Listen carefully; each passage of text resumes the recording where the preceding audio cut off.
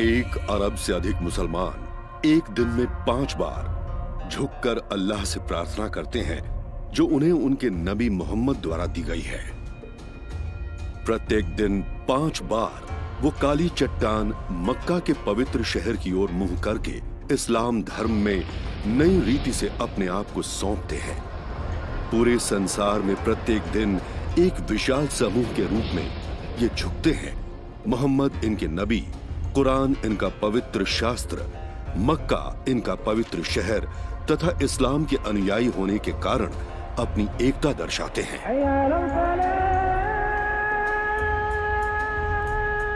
वैसे प्राचीन शिल्प वैज्ञानिकों ने एक भिन्न कहानी का संकेत देते हुए खोज आरंभ कर दी है।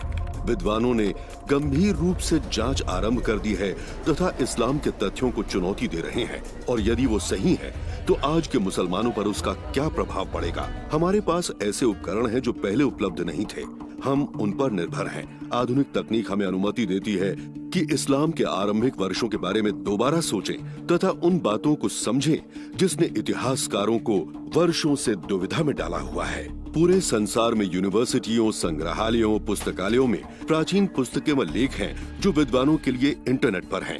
अब हम माउस के केवल एक क्लिक से प्राचीन हस्तलिपि की जांच कर सकते हैं। आज हम शैक्षणिक तथा अव्यवसायी सैटेलाइट से सही स्थान व विस्तार से जांच कर सकते हैं, पहले जिसमें बहुत खर्च व मेहनत लगती थी, और जल्द ही पूरे संसार में अन्य व्यक्तियों को सोशल मीडिया तथा शैक्षणिक फोरम द्वारा बता सकते हैं। इसलिए अब पहली बार इस्लाम की स्थापना के शोध का पूरा नया युग प्रकाश में आया है, और हम इसे एक साथ जोड़ सकते हैं कि अरब में 1500 वर्षों पहले वास्तव में क्या हुआ था।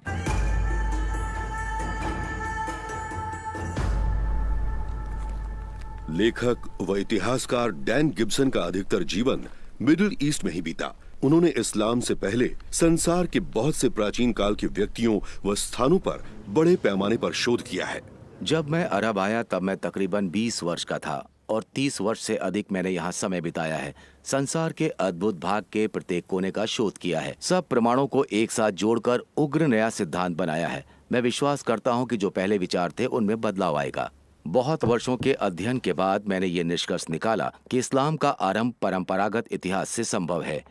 पहले लिखे गए इस्लाम के बारे में कुछ संकेत तथा संदर्भ हैं, जिससे मक्का के रहस्य का छुपा हुआ सच सामने आया। पिछले दिनों 2002 में नाबातियन अध्ययन पर कॉन्फ्रेंस का आयोजन अल हुसैन बिन तलाल यूनिवर्सिटी द्वारा किया गया, जिसमें मुझे जाने का अवसर मिला। वहां मुझे दक्षिणी अरब व जॉर्डन से आए पुरातत्व वैज्ञानिकों से बात करने का अवसर मिला। विशेष रूप से मैंने उनसे मक्का के पुरातत्व रिकॉर्ड के बारे में पूछा। उनकी इच्छा थी कि उनका नाम कहीं भी बताया या लिखा ना जाए। उन्होंने कहा कि 810 एडी से पहले वहां मक्का के पुरातत्व का कोई रिकॉर्ड नहीं था। मैंने आशा की थी कि वो अपने विचारों से बचाव करेंगे। मक्का दीवारों से घिरा शहर था, उसमें घर, बगीचे तथा सार्वजनिक इमारतें व मंदिर थे। उन्होंने कहा नहीं, वहां ऐसा कुछ नहीं था। क्या आप जानते हैं कि मक्का का नाम कुरान में केवल एक बार आया है? मुसलमान विद्वानों ने मक्का को अन्य नाम दिए हैं, जैसे वर्जित स्थान पर एकत्र होना, या पवित्र घर, या बैक्का का स्थान, या रोना। आज ये सभी नाम सर्वव्यापी रूप से मक्का के संदर्भ में जोड़े जाते हैं। वर्जित स्थान पर एकत्र होना, पवित्र घर, बैक्का, यहाँ तक कि कुरान में भी मक्का के संदर्भ में बहुत से नाम नहीं बताए गए हैं। मुसलमान विद्वानों ने भी देखा है कि इस विषय पर वाद विवाद का कोई कारण नहीं है, परंतु कुछ वर्षों से इतिहासकारों ने यह प्रश्न उठाया है। उन्होंने इस बात पर ध्यान दिया है कि मक्का एक बंजर भूमि है और प्राचीन कारवां के मार्ग में स्थापित नहीं है। लोग सोचते हैं कि कारवां में धूप, मसाले तथा अन्य विदेशी वस्तुएं होंगी, परंतु नए शोध के अनुसार बहुत पहले ही मोहम्मद के समय से लोबान का प्रयोग समाप्त हो गया था और अब अरबी कपड़े और चमड़े के उस व्यापार में व्यस्त हो गए थे जिसमें इस विशाल शहर को बचाए रखने की क्षमता नहीं थी। वो शहर जिसे सभी शहरों की माता और व्यापार मार्ग का केंद्र बोला जाता था। इस मानचित्र को देखें, कहाँ व्यापार के मार्ग एक दूसरे को काटते हैं। उत्तरी अरब में 3 स्थान हैं जिन्हें व्यापार मार्ग का केंद्र कहा जाता है। इसमें रुचिकर क्या है, वो है कि मक्का रुकने का स्थान नहीं है, क्योंकि ये तो कारवां के मार्ग में भी स्थापित नहीं है। इस फिल्म में हम पाएंगे कि मोहम्मद नबी के समय से ही मक्का में पूर्ण रूप से पुरातत्व की कमी क्यों रही। क्यों मक्का का विवरण भूदृश्य से मेल नहीं खाता और पहले के इस्लामिक सिविल युद्ध में इस्लाम की सच्चाई को क्यों बदल दिया गया, जबकि पूरे संसार के मुसलमान ये विश्वास करते हैं कि उनका पवित्र शहर और अगुवा सऊदी अरब के मक्का में पाए गए। डैन गिब्सन का विचार है कि वास्तव में प्रमाण कुछ और ही संकेत करते हैं। मेरे अध्ययन में अरब इतिहास के बारे में ऐसे प्रमाण मिले हैं जो मक्का की ओर संकेत नहीं करते हैं, परंतु इस्लाम का पवित्र स्थान उत्तरी अरब में पाया जाता है। अभी तक किसी ने इस पर प्रश्न नहीं किया है कि मक्का इस्लाम का पवित्र शहर है। प्रत्येक मुसलमान ये विश्वास करता है कि उसे मक्का में काली चट्टान की ओर मुंह करके प्रार्थना करनी है, परंतु वर्षों के अध्ययन से और अरब उपद्वीप के सभी भागों में अनगिनत भ्रमण करने के बाद मुझे इस्लाम के इतिहास की एक नई समझ की ओर प्रोत्साहित किया। मैं विश्वास करता हूं कि इस्लाम के इतिहास की प्रक्रिया में कोई मौलिक गलती हुई है। ये गलती जानबूझकर नहीं की गई थी, परंतु इस्लाम की स्थापना के समय गलतफहमी हुई थी। इसलिए बाद में इस्लाम के लेखकों ने जो ये समझते थे कि इतिहास में गलती है, उन्होंने उसे सही किया, जबकि वास्तव में वो सच था। क्या ये संभव है कि 1 अरब से अधिक व्यक्ति जो इस्लाम धर्म को मानते हैं उसे गलत समझें कि कैसे और कहां उनके धर्म का आरंभ हुआ? और यदि ऐसा है तो औसत मुसलमान जो अपने नबी मोहम्मद के नियमों को मानना चाहते हैं, उनके लिए इन प्रमाणों का क्या आशय है? हमें इतिहास में समय की जांच करनी होगी और एक ऐसी व्यवस्था जो हम में से कुछ लोग ही समझ पाएंगे। सदियों से प्राचीन संसार तथा मध्य पूर्वी साम्राज्यों के इतिहास पर वाद विवाद होता रहा है, परंतु अरब के इतिहास के लिए बहुत कम प्रयास किया गया है। ये एक सच्चाई है न केवल पश्चिम के लिए परंतु अरबियों के लिए भी। नबी मोहम्मद का जन्म सन 570 में हुआ था। वास्तव में वर्ष और स्थान बहुत कम लोग जानते हैं। उनके दादा व पिता नेबेतियन व्यापारी थे तथा मोहम्मद ने स्वयं एक व्यापारी महिला से निकाह किया। एक दिन मोहम्मद गुफा में ध्यान लगाकर बैठे हुए थे कि स्वर्गदूत उनके पास आया। उस स्वर्गदूत ने अल्लाह की महिमा करने के लिए शब्द सिखाए। बाद में मोहम्मद की पत्नी ने ये उनको विश्वास दिलाया कि वास्तव में स्वर्गदूत आया था और उनको परमेश्वर का नबी बनने के लिए बुलाया गया है। उनके जीवन काल में वही स्वर्गदूत कई बार उनसे मिलने आया और हर बार नया रहस्य बताया। उनके पूरे जीवन काल के उन सभी रहस्यों को एकत्र करने के बाद आज हम उसे कुरान के रूप में जानते हैं। आदेल इशमरी ने इस्लाम के बारे में इस्लामिक कॉलेज कुवैत में अध्ययन किया। कुछ ही वर्षों में इनकी तथा डैन की अच्छी मित्रता हो गई और ये दोनों अक्सर विश्वास तथा उसके इतिहास के बारे में गहराई से वाद विवाद करते हुए पाए जाते थे। मोहम्मद का संदेश था एक परमेश्वर है और मोहम्मद परमेश्वर का आखिरी नबी है। इससे मक्का में लोगों को बहुत क्रोध आया क्योंकि वो अन्य परमेश्वर की आराधना करते थे। वे बहुत सी मूर्तियों की पूजा करते थे। इसी कारण वहां के लोग बहुत क्रोधित हो गए। मोहम्मद और उनके अल्पसंख्यकों के विरुद्ध उत्पीड़न आरंभ हो गया। मोहम्मद और उनके अनुयायियों ने मदीना जाने का निर्णय लिया।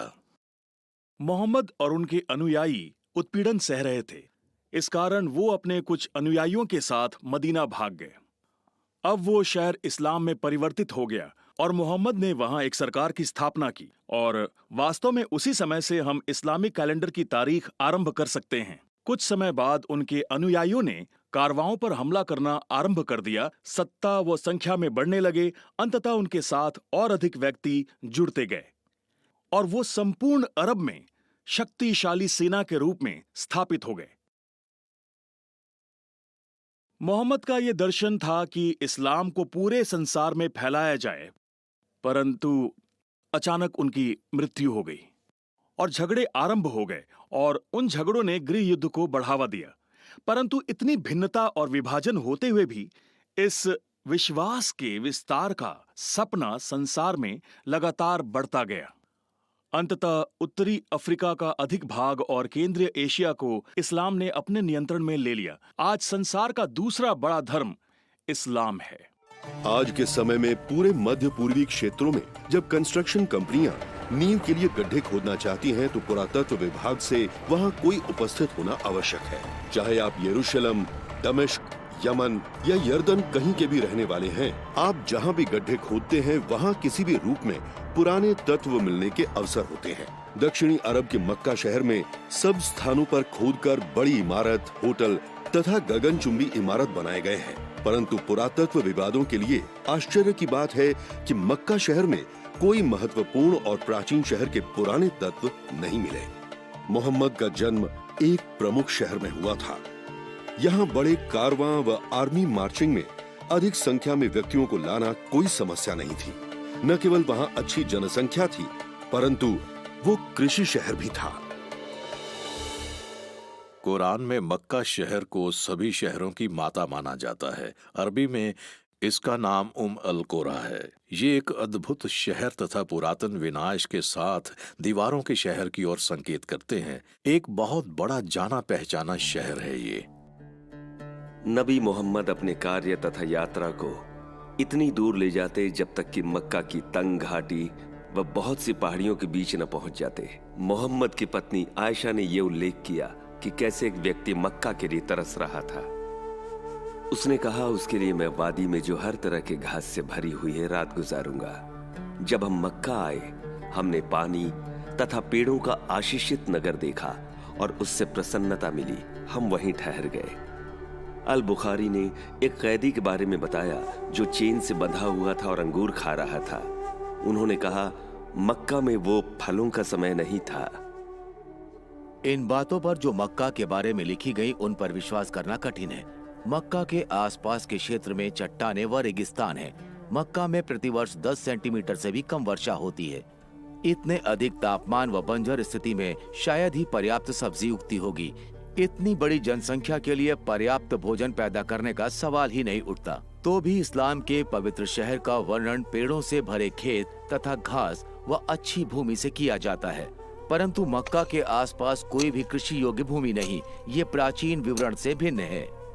इब्न इसहाक ने इस बात का उल्लेख किया है कि मक्का के निवासी धार्मिक क्षेत्र के पेड़ों को काटने के विरुद्ध हैं। प्राचीन काल में पेड़ पौधों की उपस्थिति प्राचीन समय को अनछुई मिट्टी में उपस्थित पराग और बीजाणुओं की जांच द्वारा सरलता से की जा सकती है।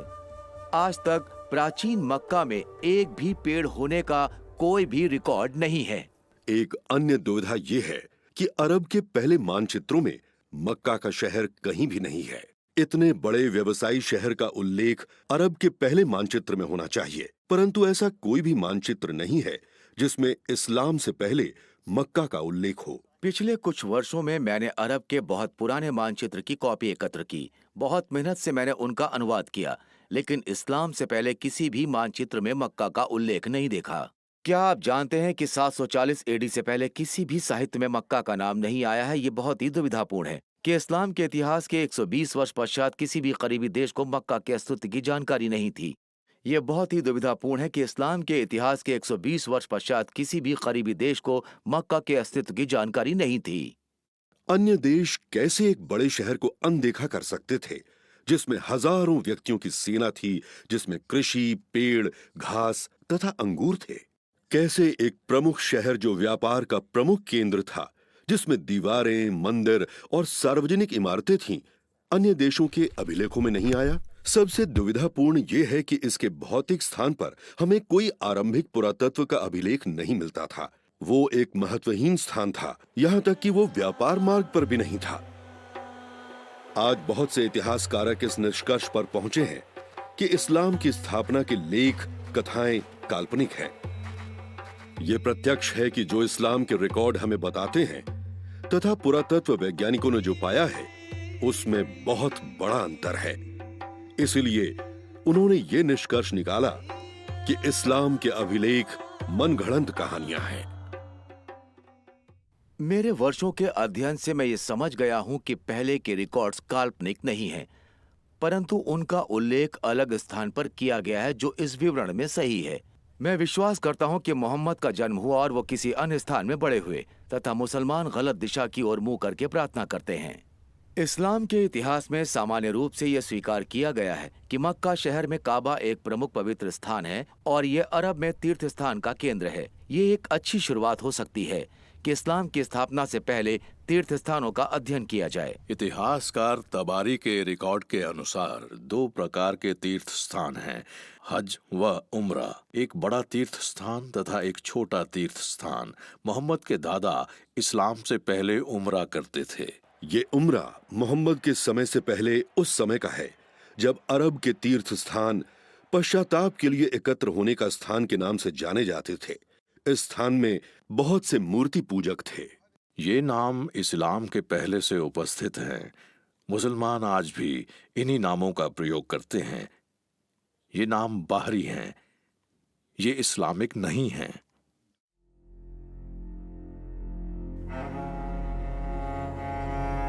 ये समझने के लिए कि इस्लाम से पहले के अरब में क्या हो रहा था, हमें प्राचीन अरब के पवित्र स्थानों की महत्वता को समझना जरूरी है। मध्यम पूर्वी क्षेत्रों के धर्मों के परमेश्वर विश्वव्यापक होने के बदले एक समान होते हैं। इतिहास के आधुनिक पाठक काफी समय तक ग्रीस और रोम पैंथान के परमेश्वरों की परिकल्पना से प्रभावित थे। प्राचीन अरब के क्षेत्रीय ईश्वरों का महत्व समझने में असफल रहे हैं। प्राचीन अरब के ईश्वर मेसोपोटामिया, मिस्र व ग्रीस में रहते थे। वो परमेश्वर थे और ऐसे ही अन्य भी थे। अरब व्यापारी जिस क्षेत्र से जाते थे उस स्थानीय परमेश्वरों का आदर करते थे। वे विभिन्न क्षेत्रों के परमेश्वर के विरुद्ध नहीं थे। वो इस बात के विरुद्ध थे कि इंसान और जानवर परमेश्वर के प्रतिरूप हैं। वे ज्यामितीय आकारों को महत्ता देते थे। उदाहरण के लिए, यहाँ एक खंड के आकार का परमेश्वर है और वहाँ एक त्रिकोणीय आकार का परमेश्वर है। ये सभी परमेश्वर स्थानीय परमेश्वर माने जाते थे और जब वो क्षेत्र से गुजरते थे तो उनको आदर देना अनिवार्य था।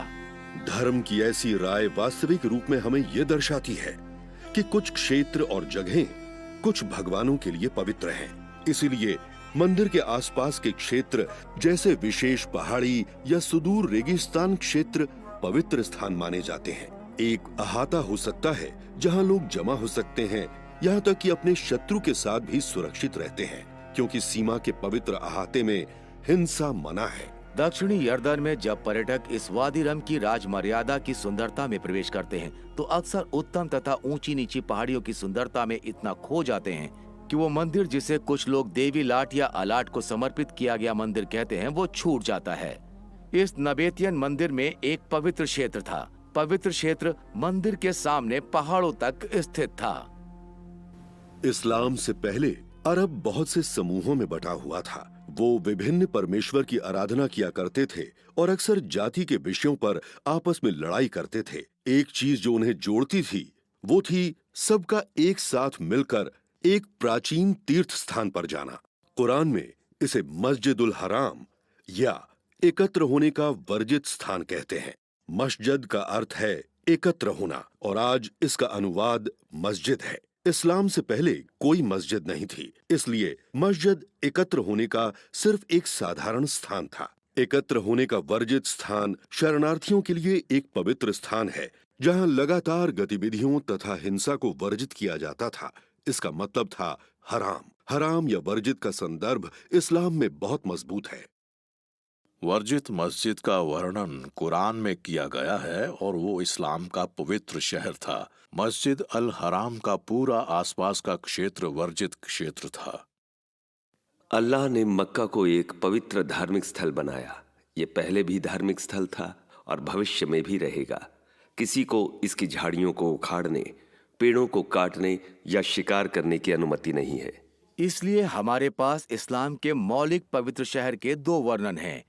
एक हराम स्थान था जहां मरना मना था और इस्लाम की स्थापना से पहले ये स्थान सदियों से तीर्थ का केंद्र था।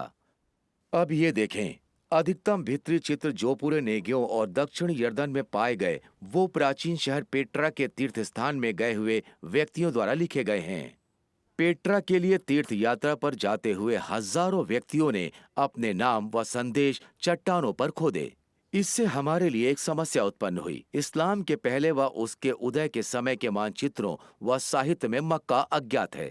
इसलिए ये विवरण जैसे व्यापार के रास्ते का केंद्र, सभी शहरों की माता तथा प्राचीन तीर्थ स्थान का केंद्रीय बिंदु मेल नहीं खाते। हम इसका समाधान कैसे करें? इसका उत्तर स्वयं इस्लाम में मिलता है।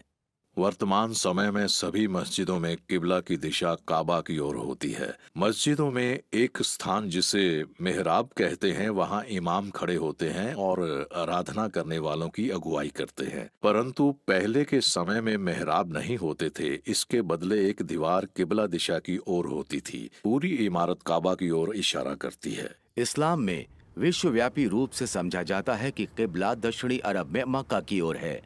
आज कोई भी किबला की दिशा पर प्रश्न नहीं करता। वैसे भी कुरान मुसलमानों को बताती है कि उनके पास किबला है। कुरान में ऐसे किसी शहर का नाम नहीं दिया गया है जिससे मूल रूप से प्रार्थनाएं की जाती हैं। इसमें केवल मस्जिद अल हराम या एकत्र होने का वर्जित स्थान के लिए बताया गया है। मुसलमान विश्वास करते हैं कि वास्तव में प्रार्थना यरूशलेम की ओर होती थी। इस्लाम के सूत्रों के अनुसार 624 एडी में मोहम्मद ने किबला को स्थान बदलकर मक्का कर दिया। मोहम्मद ने यह कुरान के सूरा 2 में उजागर किया है। इस प्रकार से हमने किबला आपके लिए तय कर दिया। वास्तव में ये एक महत्वपूर्ण बदलाव था, केवल उन लोगों को छोड़कर जिनका अल्लाह मार्गदर्शन करता था। अल्लाह कभी भी तुम्हारे विश्वास को प्रभाव रहित न करेगा। अब हम आपको उस किबला की ओर ले चलेंगे जिससे आप प्रसन्न रहेंगे। अपना चेहरा मस्जिद अल हराम की दिशा की ओर घुमाएं। आप जहां हैं वहां अपना चेहरा उस दिशा की ओर घुमाएं। अरब उपद्वीप के इतिहासकार होने के नाते मुझे सदा वास्तविक किबला का क्षेत्र ढूंढने में रुचि रही है। किबला का स्थान बदलने से पहले किस दिशा में मोहम्मद प्रार्थना किया करते थे? जैसे कुछ व्यक्ति कहते हैं, क्या वो यरूशलेम था, क्या वो सीरिया या कोई अन्य दिशा थी? यदि ये अध्ययन हम 100 वर्ष पहले करते तो उसके लिए बहुत अतुल्य काम व शोध की आवश्यकता होती। हमें विश्व में घूमकर प्राचीन स्थानों में इस्लाम की प्रारंभिक मस्जिदों को ढूंढना पड़ता। अब कुछ क्षणों में हम वो कर सकते हैं जिसको करने के लिए जीवन भर लग जाता है। गूगल अर्थ के द्वारा हम अंतरिक्ष से नीचे धरती पर स्थलों को देख सकते हैं और आर्कनेट जैसी वेबसाइट के द्वारा सैकड़ों विद्यार्थी और प्रोफेसरों के शोध को जोड़ सकते हैं। हम ढांचों की विभिन्न मापदंडों के द्वारा जांच कर सकते हैं। हम इस्लाम की इमारतें चुनते हैं, उनको तिथि अनुसार लगाकर पुरातत्व की सूची बनाते हैं, फिर वे कब बनी हैं उसकी निश्चितता करते हैं। गूगल अर्थ के द्वारा किबला की दिशा की जांच करके और इन सब बातों को जोड़कर इस बात को निर्धारित करते हैं कि किबला की दिशा कब मक्का की ओर बदली। अब किबला की दिशा की निश्चितता करना एक सटीक विज्ञान नहीं है। पहले भी कुछ मस्जिदों का आकार चौकोर नहीं था, इसलिए शोधकर्ताओं को किबला की दीवार ढूंढने की आवश्यकता हुई और उस दीवार से 90 डिग्री की ओर प्रोजेक्ट करना, क्योंकि पहले की इमारतों में चौकोर दीवार नहीं बनाते थे। हम साइड या पीछे की दीवार का प्रयोग नहीं कर सकते। ये मेहराब बहुत पुरानी मस्जिद का है। पहले के अरबियों ने किबला को दिशा देने के लिए सितारों का प्रयोग किया, जो कि बहुत हद तक सही था। किबला की दिशा की निश्चितता करने का सबसे अच्छा सही तरीका है मस्जिद में जाएं तथा वास्तविक सही जीपीएस यूनिट का प्रयोग करें। हम प्राचीन मस्जिद को अध्ययन के लिए प्रयोग नहीं कर सकते। समय के साथ बहुतों का पुनर्निर्माण किया गया है, इतना कि अब ये संभव नहीं है कि किबला की वास्तविक दिशा की निश्चितता हो सके। परंतु कुछ मस्जिदें अभी बची हैं, जैसे कि मदीना में एक मस्जिद है जिसे 2 किबला की मस्जिद कहते हैं। इस्लाम का इतिहास बताता है कि पहले की मस्जिद में प्रार्थना की अगुवाई करने वाले के साथी ने किबला के बदलाव के बारे में बताया, इसलिए उसने मक्का की ओर मुड़कर प्रार्थना करनी आरंभ कर दी। प्रश्न यह है कि वास्तव में उसका मुंह किस ओर था? मुसलमानों के पास इसका उत्तर तैयार है। वो यरूशलेम की ओर प्रार्थना कर रहा था। अब आज भी 2 किबला की मस्जिद की दिशा मक्का की ओर है, परंतु 1987 में मस्जिद बिल्कुल टूट गई थी ताकि इसे दोबारा बनाया जा सके। कंस्ट्रक्शन की विधि में पुरानी नींव उजागर हुई और उन्हें किबला की दीवार प्राप्त हुई जो उत्तर दिशा की ओर थी। इसलिए मुसलमान विश्वास करते हैं कि वास्तव में किबला यरूशलेम की ओर है। इसकी आसान तरीके से पुष्टि की जा सकती है। यदि हम शुरुआती मस्जिदों पर जाएं, तो वो ऐसे बनी हुई हैं कि हम प्रार्थना की दिशा को पहचान सकते हैं। हम उन्हें मानचित्र पर बना सकते हैं और देखें कि उनकी रेखाएं जुड़ती हैं। हम इन तीनों में से एक उत्तर पाएंगे। वो सभी विभिन्न दिशाओं की ओर इंगित करती हैं। वे सभी यरूशलेम की ओर इंगित करती हैं। वे सभी किसी और दिशा की ओर इंगित करते हैं। दक्षिणी अरब की 2 किबला वाली मस्जिद के अतिरिक्त ऐसी 11 और शुरुआती मस्जिदें हैं जिन पर शोध किया जा सकता है। ये चीन, मिस्र, दक्षिणी यर्दन, लेबनान, केंद्रीय यर्दन, यमन, इजराइल, इराक, यरूशलेम, पश्चिमी बैंकॉक तथा आखिर में लेबनान में स्थित हैं। इसलिए जिस क्रम से ये बनी है, यदि उस क्रम से जाएं, तो दूसरी मस्जिद जो बची हुई है वो ग्वांगझो चीन में है, जिसे पहले कैंटन शहर के नाम से जाना जाता था। 1300 एडी में जब मार्को पोलो इस शहर में पहुंचे तो उन्होंने पाया कि 1 लाख से अधिक अरब व पारसी व्यापारी यहाँ रहते हैं। अरबी चीनियों के साथ सैकड़ों वर्षों से व्यापार करते आ रहे हैं। इन सब के बहुत अच्छे दस्तावेज बने हुए हैं। इसलिए अबू बकर मोहम्मद के चाचा व्यापार के संबंध में चीन गए और चीन की हस्तलिपि के अनुसार उन्होंने वहां 627 एडी में अरबियों के लिए कैंटन शहर में एक मस्जिद बनाई। ये समय इस्लाम की स्थापना के 6 साल बाद का था। मैंने निजी रूप से मस्जिद की जांच की है और मस्जिद की किबला दिशा की निश्चितता जानने के लिए GPS यूनिट का प्रयोग किया है। मैंने जो वहाँ पाया वो आश्चर्यजनक था। इस मस्जिद की दिशा मक्का की ओर नहीं थी, वो मक्का के उत्तर की ओर 1-2 डिग्री की दिशा में थी, अर्थात यरूशलेम की ओर भी नहीं थी। किबला का मार्ग यरूशलेम के दक्षिण की ओर था। अगली मस्जिद 641 ईस्वी में इस्लाम की स्थापना के 20 वर्ष बाद फुस्टैट नगर, जो कि काहिरा के बाहर है, वहाँ बनी। ये मस्जिद दोबारा बनी और कितनी बार इसे बढ़ाया गया, इसलिए आज इस नींव का कोई वास्तविक प्रमाण नहीं है। परंतु मस्जिद की मूल जमीनी योजना का वर्णन अभी भी है और इस्लाम के रिकॉर्ड बताते हैं कि पहले किबला की दिशा पूर्व दिशा में थी, बाद में सही करके उसे दक्षिण की ओर मक्का की तरफ कर दिया गया। अगली बची हुई इमारत उमैद का महल हुमैमा में बनी, जो दक्षिणी यर्दन में स्थापित है। लगभग 700 एडी या इस्लाम की स्थापना के 80 वर्ष पश्चात अब्बास परिवार ने यहाँ एक बड़ा सा घर बनाया। इस घर में विशेष रूप से कोई मस्जिद का क्षेत्र नहीं था। इसके बदले आंगन में प्रार्थना के लिए सभी विश्वास से मिला करते थे। इस घर में किबला की दिशा पाई जाती है, परंतु वो यरूशलेम की ओर नहीं थी।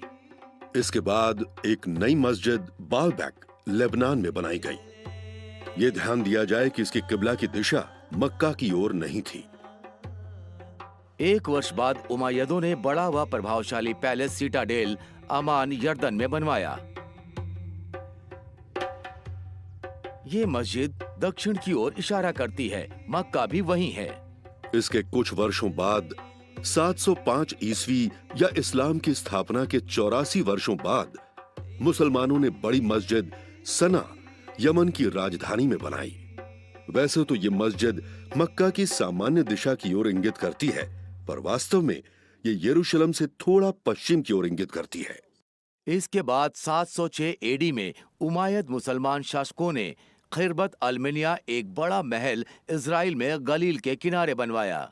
इस महल के परिसर में विशेष कमरा मस्जिद के लिए प्रयोग किया जाता है। इस महल के दरवाजे पर लिखे शिलालेख के अनुसार इसे इस्लाम की स्थापना के 87 वर्ष बाद मुसलमान शासक अल वलीद ने बनवाया। इसकी इमारत व मस्जिद की दिशा यरूशलेम की ओर नहीं है। उसी वर्ष मुसलमानों ने इराक में वासित मस्जिद बनवाई।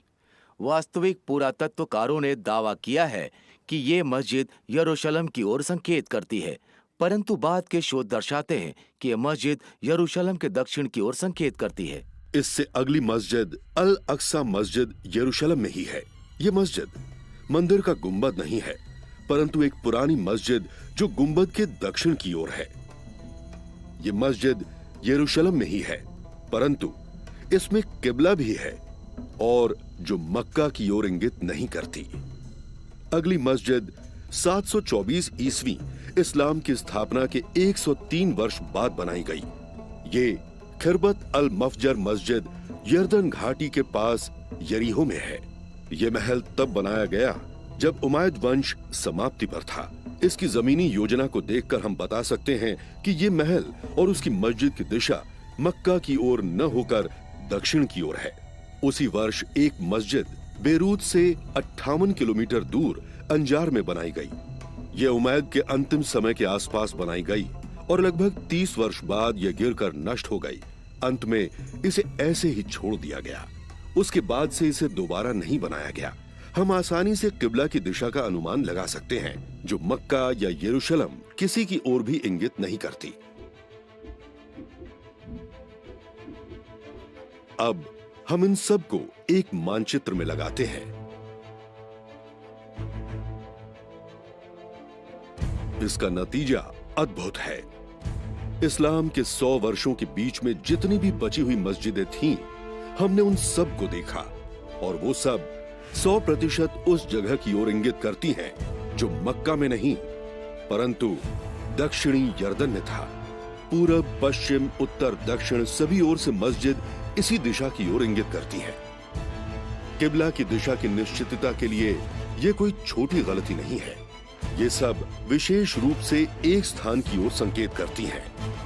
इस संकेत बिंदु के बिल्कुल अंतर्गत पेट्रा का प्राचीन शहर है। ये वो शहर है जिसे आज हम सब अच्छे से जानते हैं। ये एक प्रसिद्ध पर्यटक स्थान है। पूरे संसार से यहाँ पर्यटक इस शहर में बड़े मंदिरों तथा स्मारकों की प्रशंसा करने आते हैं। क्या ऐसा हो सकता है कि कुरान में जिस शहर को सभी शहरों की माता बोला गया है वो पेट्रा हो? ये शहर प्राचीन अरब तीर्थों का केंद्र था। तो क्या पेट्रा मोहम्मद का जन्म स्थान भी थी और क्या इस्लाम की स्थापना का शहर भी था? डैन, ये अजीब बात है। आप कहते हैं कि ये पेट्रा है, परंतु बुखारी कहते हैं कि यरूशलेम है। हमें क्या सोचना चाहिए? हम कैसे इसे स्वीकार कर लें जब बुखारी कहते हैं कि ये यरूशलेम है? प्रत्येक अच्छा मुसलमान मुझे बताता है कि मुसलमान यरूशलेम की ओर प्रार्थना करते हैं। वो ये इसलिए जानते हैं क्योंकि बुखारी ने उन्हें ऐसा बताया है और मैं इससे सहमत हूँ। बुखारी कहते हैं कि वो यरूशलेम था, परंतु बुखारी मोहम्मद के 200 वर्ष बाद लिखा और किबला के बदलने के 100 से अधिक वर्ष बाद ये लिख रहे हैं। इसलिए वो आंखों से देखे गवाह नहीं है, परंतु जो लोगों को याद है उन्होंने उसे एकत्र किया है और वास्तव में उन्होंने सैकड़ों मतभेद के विचारों को लिखा जो उस समय चर्चा में थे। क्यूबा में जब कुछ व्यक्ति सुबह की प्रार्थना कर रहे थे, एक व्यक्ति उनके पास आया और कहा, एक कुरान का आदेश अल्लाह के शिष्य पर उजागर हुआ है कि वो मक्का के काबा की ओर मुंह करें, इसीलिए तुम अपने चेहरे भी उस ओर मोड़ लो। उस समय उनके चेहरे सीरिया की ओर थे और ये सुनकर वो मक्का में काबा की ओर मुड़ गए। मैं निश्चित रूप से कहता हूं कि वास्तव में जब मोहम्मद मदीना में रहते थे तो उत्तर दिशा में पेट्रा की ओर प्रार्थना करते थे, जो रोम के प्रांत सीरिया में है। जब बुखारी अपनी कहानियां एकत्र कर रहे थे, उस समय व्यक्ति पेट्रा को भूल गए और प्रत्येक अपने दादा परदादा को याद करते थे जो सीरिया की ओर प्रार्थना किया करते थे। डैन, कुरान हमें ये बताती है कि मस्जिद अल हराम बक्का में है, इसीलिए वास्तविक स्थान कहाँ है? जो बक्का के बारे में बहस करते हैं वो एक रुचिकर पॉइंट को सामने लाते हैं। मैं इस्लाम के साहित्य से सहमत हूँ। इसमें बक्का का नाम इस्लाम के पहले पवित्र शहर का पर्यायवाची है। जब मोहम्मद एक युवा व्यक्ति थे तब कुछ व्यक्तियों ने काबा को दोबारा बनाने का निर्णय लिया। मलबे में उन्हें इमारत के बहुत से ब्लॉक मिले जिन पर सीरियक भाषा से शिलेख लिखे हुए थे, जो कि नेपेतियन की भाषा थी। उन्हें एक यहूदी मिला जो उनके लिए अनुवाद कर सकता था। मैं अल्लाह हूँ, बक्का का परमेश्वर। मैंने उसको उसी दिन बनाया जब मैंने स्वर्ग व पृथ्वी, चांद व सूर्य बनाए और उसके आसपास 7 पवित्र स्वर्ग दूतों को रखा। ये खड़ा रहेगा जब इसके 2 पहाड़ दूध और पानी के साथ इसके लोगों के लिए आशीष का कारण बनकर खड़े रहेंगे। शब्द बक्का एक प्राचीन यहूदी शब्द है जिसका अर्थ रोना या विलाप करना है। यदि किसी स्थान का नाम बक्का रखा जाए तो इसका अर्थ रोने का स्थान होगा। ये नाम बक्का यरूशलेम के लिए कभी प्रयोग नहीं किया गया।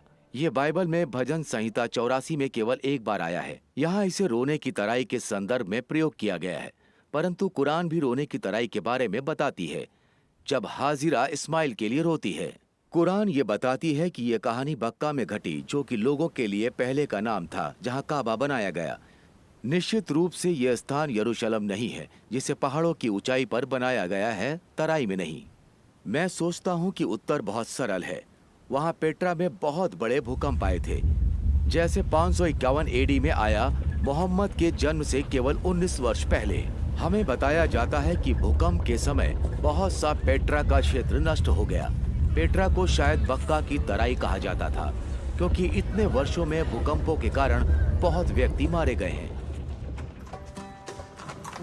अगर पेट्रा इस्लाम का पवित्र शहर है तो वहां पेट्रा के आसपास कुरैश मोहम्मद की जनजाति का प्रमाण होना चाहिए। यदि डैन गिब्सन मोहम्मद की जनजाति ढूंढ पाते तो उनके मत को बहुत बड़ा योगदान मिलता कि मोहम्मद पेट्रा क्षेत्र से थे, मक्का से नहीं।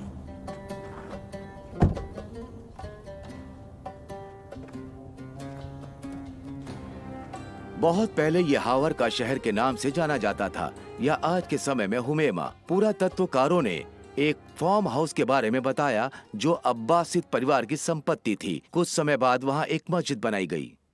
जब इराक के मुसलमानों ने दमिश्क के उमैयादों को हराया था तो वो ये चाहते थे कि मोहम्मद के परिवार का एक सदस्य उनके विद्रोह का साथ दे और न्याय संगत ठहराए। इसलिए वो पेट्रा से 27 मील दूर हुमेमा आए। यहीं पर उन्हें मोहम्मद का परिवार तथा कुरैश जनजाति मिली। वे दक्षिणी अरब के मक्का या मदीना नहीं गए, वे पेट्रा से 27 मील दूर हुमेमा आए थे। यहाँ उन्होंने कुरैश जनजाति तथा मोहम्मद के परिवारों को पाया, दक्षिणी अरब में नहीं। अभी तक हमने खोज की कि पहले की इस्लाम की सभी मस्जिदें प्राचीन शहर पेट्रा की ओर होती थीं, परंतु क्या पेट्रा शहर इस्लामी लेखों के अनुसार वास्तविक पवित्र शहर से मेल खाता है? मोहम्मद की जीवनी लिखने वाले प्रारंभिक लेखकों ने एक कहानी बताई थी जो मोहम्मद के पिता अब्दुल्ला से संबंधित है। वो एक दिन खेतों में काम कर रहे थे और जब वो अपने घर वापस आए तो उनके हाथों में मिट्टी लगी हुई थी। वो अपनी पहली पत्नी के पास गए और कहा, मेरे साथ लेटो, परंतु उसने मना कर दिया क्योंकि वो बहुत गंदे थे। इसलिए वो बाहर गए, मिट्टी धोई और अपनी दूसरी पत्नी अमीना के पास गए। वो गर्भवती हुई और इस तरह मोहम्मद का जन्म हुआ। हमारे लिए इस कहानी में ये महत्वपूर्ण है वो है कि पहले के लेखक अब्दुल्ला के हाथ की मिट्टी के लिए एक जैसे शब्दों का प्रयोग करते थे। वो मिट्टी के लिए अरबी शब्द का प्रयोग करते थे, विशेष रूप से कृषि के मैदान या प्लॉट की मिट्टी। समस्या ये है, मक्का के आसपास कोई कृषि भूमि नहीं है।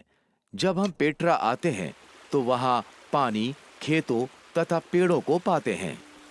पुरातत्वकारों के अनुसार वहाँ निजी व सार्वजनिक बगीचे हैं। इसके साथ ही पानी को नहरों व मिट्टी के पाइपों द्वारा शहरों में लाया जाता है। पुरातत्वकारों ने यह वर्णन किया है कि प्राचीन पेट्रा में फलों के वृक्ष, अंगूर तथा बगीचों की मौजूदगी थी। पेट्रा और अल्बेधा जो लगभग 5 किलोमीटर की दूरी पर हैं, उनके बीच आज भी कृषि योग्य भूमि है। प्राचीन मिट्टी का विश्लेषण करने पर शोधकर्ताओं ने पाया है कि केवल 100 वर्ष पहले पेट्रा के आसपास के पहाड़ पेड़ों से ढके हुए थे, जिसमें बलूत, जूनिपर, पिस्ता तथा कैरब शामिल हैं। पवित्र शहरों में न केवल पेड़ तथा खेत थे, परंतु ये दीवारों का भी शहर था। इब्ने इशाक कहते हैं, वे उसे चारों ओर से घेरे रहते थे जब वो मक्का की बहुत सी दीवारों में से एक दीवार की तरफ खड़े थे। अब ये दुविधा की बात है क्योंकि मक्का दीवारों का शहर नहीं था। कुछ व्यक्ति सोचते हैं कि शायद मक्का में घर था, परंतु इब्ने इशाक विशेष रूप से ये कहते हैं मक्का की दीवारें, परंतु मक्का दीवारों का शहर नहीं था। तो पेट्रा के बारे में क्या? पेट्रा को तराई में बनाया गया था। तराई के दोनों ओर चट्टानों के साथ बड़े पहाड़ थे। वो बड़ी चट्टानें शहर की दीवारों की तरह अच्छी थीं, इसलिए पेट्रा के लोगों ने एक पहाड़ की चट्टान से अन्य पहाड़ की चट्टान तक दीवार बनाई, तराई की दोनों ओर, इस ओर भी उस ओर भी। इसलिए पेट्रा दीवारों का शहर है। पेट्रा में अन्य प्रमुख विशेषता यह है कि इसमें एक बहुत सी अद्वितीय धारा भी शामिल है। अब प्रायः तराई के एक तरफ पहाड़ होते और दूसरी तरफ पहाड़ होते हैं और नीचे बहती धारा तराई के बीच में होती है। परंतु इस केस में बहुत समय पहले भूकंप के कारण पहाड़ चटक गए थे और उसमें दरार आ गई थी। पानी उन्हीं दरारों से बहता हुआ तराई से होता हुआ दूसरी ओर जाता है। नबेतियनों ने स्तंभ की पंक्ति एक पहाड़ से दूसरे तक बनाई। इसके साथ ही वर्षा का पानी का रास्ता भी था। आइए इससे आगे देखते हैं। इस्लाम के तीर्थ यात्रियों की ये ड्यूटी होती है कि उनको 7 बार 2 पहाड़ों के बीच से निकलना होता है, जिनका नाम मारवा और साफा है। एक रुचिकर बात अल बुखारी ने बताई कि मोहम्मद ने 2 पहाड़ों के बीच में वर्षा के पानी में दौड़ना पसंद किया। परंतु वहाँ समस्याएं थीं। मारवा व साफा छोटी चट्टानें थीं। आज ये दोनों मस्जिद की इमारत के अंदर हैं। जैसे आप चित्र में देख सकते हैं कि दोनों चट्टानों के बीच में कोई वर्षा के पानी का रास्ता नहीं है, परंतु ये वर्णन पेट्रा में एक पहाड़ से दूसरे पहाड़ के लिए बिल्कुल सही है। पेट्रा की घाटी में जाने के 4 रास्ते हैं, क्योंकि पेट्रा एक तराई में है। कोई भी व्यक्ति इस तराई में दोनों में से किसी भी तरफ से अंदर आ सकता है। मक्का के विजयी वर्ष के दौरान नबी ने मक्का में ऊपरी भाग से प्रवेश किया, परंतु पेट्रा में दाखिल होने के लिए अन्य मार्ग भी थे। प्राचीन लेख बताते हैं कि पवित्र शहर में प्रवेश और निकास के लिए चट्टान में दरार डालकर भी कर सकते थे। अरबी भाषा में इसे थानिया कहते हैं। अल बुखारी ने इसका बहुत बार वर्णन किया है। अल्लाह के शिष्य मक्का में दाखिल होने के लिए ऊंचे थानिया तथा वहां से बाहर निकलने के लिए नीचे थानिया का प्रयोग करते थे।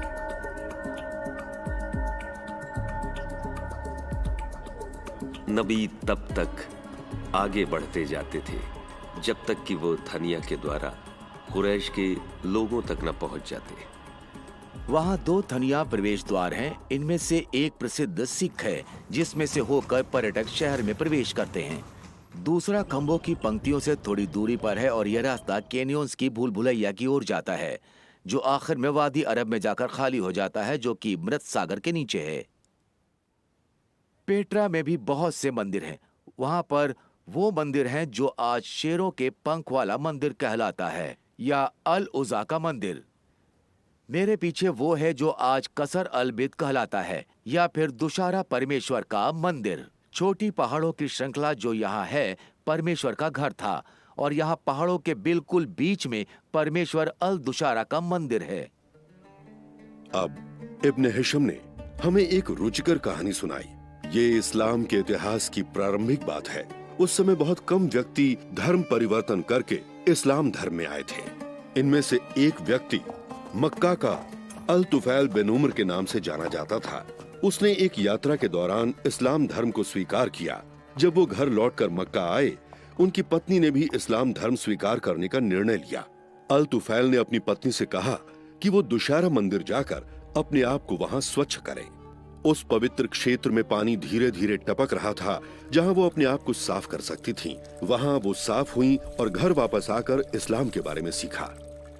क्या ये कहानी मक्का में हुई थी? हजारों किलोमीटर दूर तक, जहां दुशारा मंदिर नहीं है, या ये कहानी यहाँ पेट्रा में घटी? यदि यहाँ घटी है तो दुशारा मंदिर यहाँ है।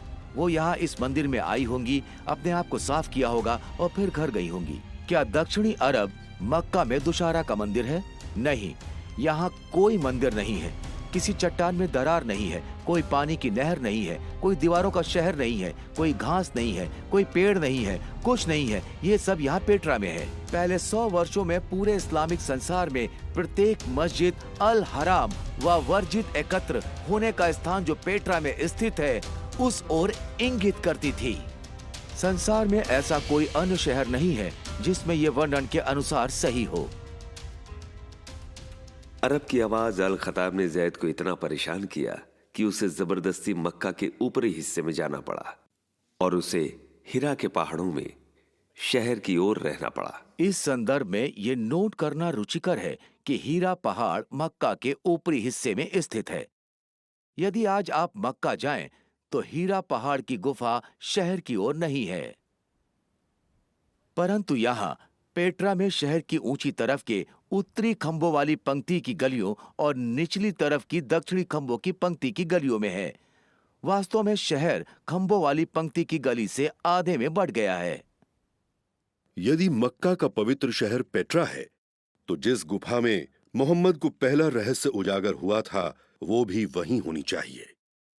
पुराने लेख बताते हैं कि गुफा का द्वार शहर की ओर था और वो नीचे आ गई थी जब मोहम्मद ने पहाड़ पर चढ़कर अपने आप को नीचे फेंकने की कोशिश की थी। यदि ये ऐसा है तो मैं वो जगह जानता हूं, मुझे वहां जाना पड़ेगा।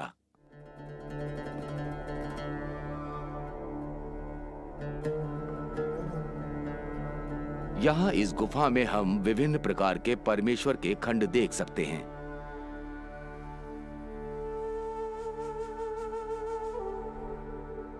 ऊपर एक बड़ा सा आधे चंद्रमा का चित्र है। ये एक प्रकार की गुफा है जहाँ युवा व्यक्ति जाते थे और जीवन के अर्थ के बारे में विचार करते थे। इस गुफा का विवरण व स्थान वैसा ही है जैसा वर्णन पुराने लेखों में किया गया है।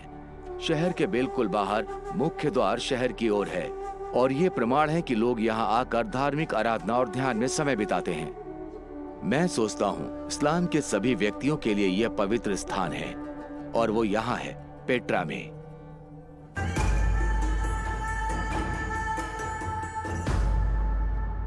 कुरान प्रत्येक मुसलमान को ये आज्ञा देती है कि जब वो प्रार्थना करें तो एकत्रित होने के वर्जित स्थान की ओर मुंह करें। अब एकत्र होने का वर्जित स्थान कोई इमारत नहीं था, ये इससे कहीं बढ़कर था। विशेष पत्थरों द्वारा अलग किया गया ये विशाल क्षेत्र था। इन पत्थरों द्वारा पवित्र क्षेत्र की सीमा निर्धारित की गई थी। इस क्षेत्र के अंदर किसी की हत्या करने की अनुमति नहीं थी, यहाँ तक कि चिड़िया भी मारने की अनुमति नहीं थी। अब इस तरह के क्षेत्र को चिन्हित करने के लिए किस तरह के पत्थर होने चाहिए थे? यदि वो छोटे गोल पत्थर होते तो वो रेगिस्तान के अन्य पत्थरों के साथ खो जाते। वे अवश्य ही बड़े पत्थर होंगे और उनमें कुछ ऐसी विशेषता होगी जिससे ये एकदम पता चल जाता कि यही पवित्र क्षेत्र की सीमा है। आज मक्का में कोई विशेष प्रकार के सीमा पत्थर नहीं लगे हैं। बहुत पहले से इतिहासकार सोचते हैं कि पहचान के पत्थर कैसे होंगे, पर लगता है इतने वर्षों में वो पत्थर कहीं खो गए हैं या शायद वो वहां थे ही नहीं। यदि वास्तव में इस्लाम का पवित्र शहर पेट्रा है तो ये बात पक्की है कि विशेष पत्थर मक्का में नहीं होने चाहिए, वो पेट्रा में होने चाहिए। पेट्रा की विशेषताओं के कारण पूर्ण रूप से ये क्षेत्र मन मोहने वाला है। जब भी पर्यटक इस शहर में आते हैं वो बहुत से चौकोर पत्थरों, जिन्हें जिन्न चट्टान के नाम से जाना जाता है, उसके पास से होकर निकलते हैं। ये मन मोहने वाला नाम स्थानीय लोगों द्वारा दिया गया है। रुचिकर यह है कि 20 से अधिक बड़े चौकोर पत्थर शहर के प्रत्येक प्रवेश पर लगे हुए हैं। क्या यह संभव है कि ये वर्जित क्षेत्र को अलग करते हों? शायद इसलिए ये मक्का में स्थापित नहीं है। यदि ये सत्य है तो मस्जिद अल हराम या एकत्र होने का वर्जित स्थान यहाँ होता। यदि यहाँ स्थापित नहीं है तो काबा को भी यहाँ स्थापित होना चाहिए, परंतु ऐसा नहीं है क्योंकि एक व्यक्ति जिसका नाम इब्ने जुबैर था उसने इसे हटा दिया। अभी तक इस कार्यक्रम में हमने जांचा कि मुसलमान वास्तव में किस दिशा की ओर प्रार्थना करते हैं। जैसा कि हमने देखा, सभी मस्जिदें जो इस्लाम के पहले 100 वर्षों के समय में बनाई गईं, वो पेट्रा की ओर संकेत करती हैं। 2 मस्जिदों का प्रयोग करके अमन सिटाडेल व डैन गिब्सन ने यह निर्धारित किया कि किबला की दिशा किन वर्षों में बदली। क्या इस्लाम का इतिहास हमें कुछ संकेत देता है कि प्रार्थना की दिशा क्यों बदली गई होगी? यदि हम इस्लाम के इतिहास में देखें तो ये वही समय है जब दूसरा इस्लामी गृह युद्ध हुआ था। इस्लाम में बहुत युद्ध हुए। मोहम्मद की मृत्यु के बाद भी गृह युद्ध हुए। इसी कारण आज शिया व सुन्नी हैं। उमायद जो सुन्नी थे वो विजयी हुए और उन्होंने दिमिश्क पर राज किया। इतिहास में इस समय पवित्र शहर के गवर्नर अब्दुल्ला इब्ने जुबैर थे। वो विशेष रूप से अप्रसन्न थे। उनकी दृष्टि में पवित्र शहर इस्लाम का सबसे महत्वपूर्ण शहर था, शहरों की माता। परंतु उमायद शासक ने दमिश्क को नया शहर चुना और दमिश्क में भ्रष्टाचार तथा लड़ाइयां थीं, जिससे बहुत से व्यक्ति प्रसन्न नहीं थे। इसलिए 683 एडी में इस्लाम की स्थापना के लगभग 64 वर्ष बाद इब्ने जुबैर ने स्वयं को पवित्र शहर में खलीफा घोषित किया, जिसके कारण दूसरे इस्लामी गृह युद्ध की शुरुआत हुई। उमायदों ने मजबूती से इसका विरोध किया और पवित्र शहर की ओर आर्मी भेजी। इसके बाद इब्न जुबैर ने बहुत आश्चर्यजनक काम किया। उसने इस्लाम के प्राचीन पवित्र मंदिर काबा को नष्ट कर दिया।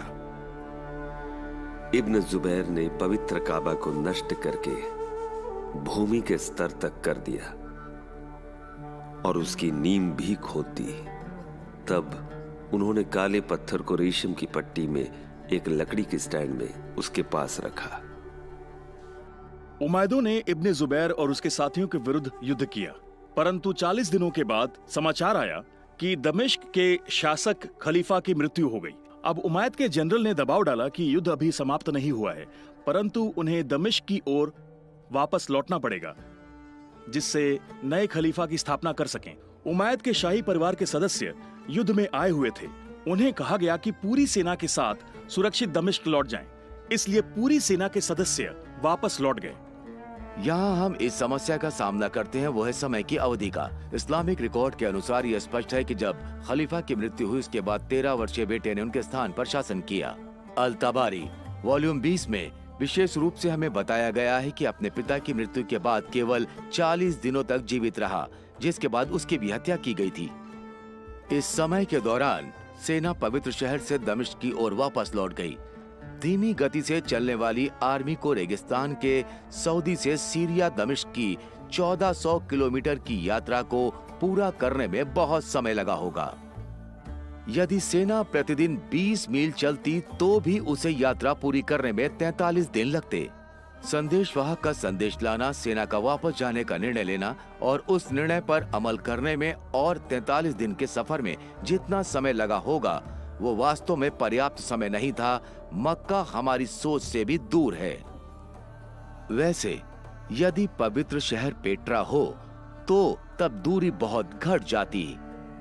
इस्लामिक इतिहास में दूरी की समस्या बार बार आई है। मक्का बहुत दूर है, इसलिए पहले के इस्लामिक इतिहास की बहुत सी कहानियों का मेल नहीं है।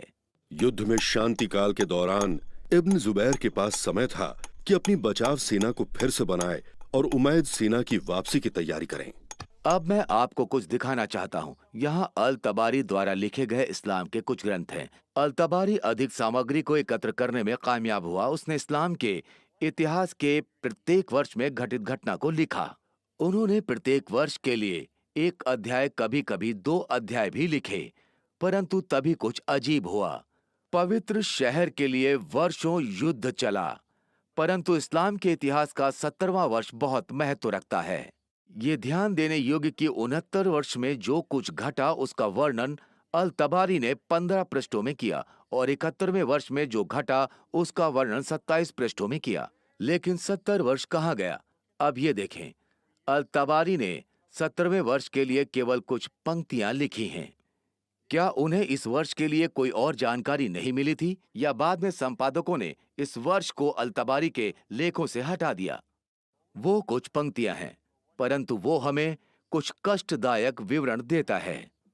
वो हमें ये बताता है कि मुसाब इब्ने जुबैर, जो वास्तव में अब्दुल्ला का भाई था, पवित्र शहर में सामग्री लाया करता था। क्या वो सामग्री सेना के उपकरण थे?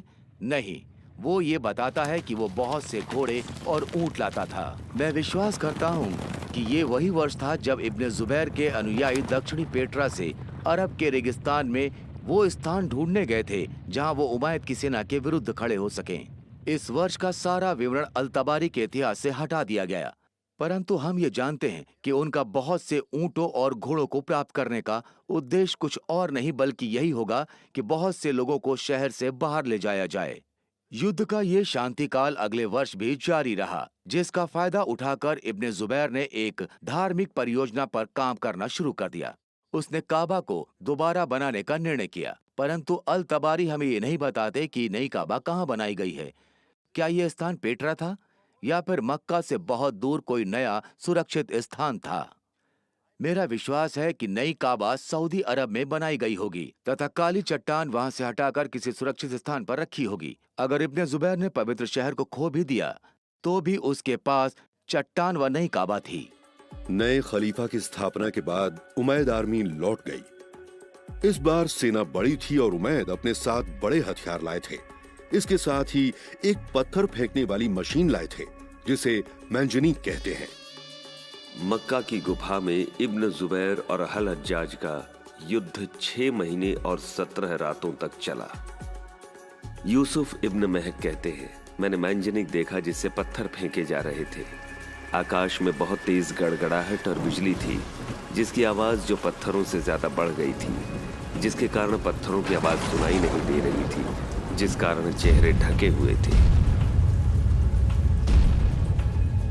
इब्ने जुबैर ने युद्ध के समय काबा के पास टूटी हुई इमारत में शरण ली और जिसके कारण एक अन्य युद्ध आरंभ हुआ, जिसमें पवित्र शहर काबा का क्षेत्र पूर्ण रूप से नष्ट हो गया। आखिरकार इब्ने जुबैर युद्ध हार गया, परंतु सऊदी अरब के मदीना और इराक के कुफा शहर के लोगों ने इस कार्य को जारी रखा। मेरा विश्वास है कि इस दौरान इस्लामिक संसार विवाद में आ गया। क्या वो पेट्रा की ओर प्रार्थना करें या मक्का की ओर?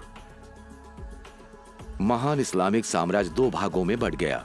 वास्तव में उमायद का शासन दमिश्क में था और वो पेट्रा की ओर प्रार्थना करते थे, परंतु वे युद्ध में हार गए थे और अब पूर्वी भाग के साम्राज्य पर अब्बासी शासन करते थे।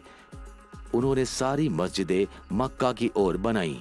ये बिल्कुल उस समय हुआ जब हमने मस्जिदों के बनाए जाने के तरीकों में बदलाव देखा। इससे पहले जो नई मस्जिद बनती थी उसकी दिशा पेट्रा की ओर होती थी, परंतु पहली बार कुछ नई मस्जिदों की दिशा सऊदी अरब में मक्का की ओर की गई।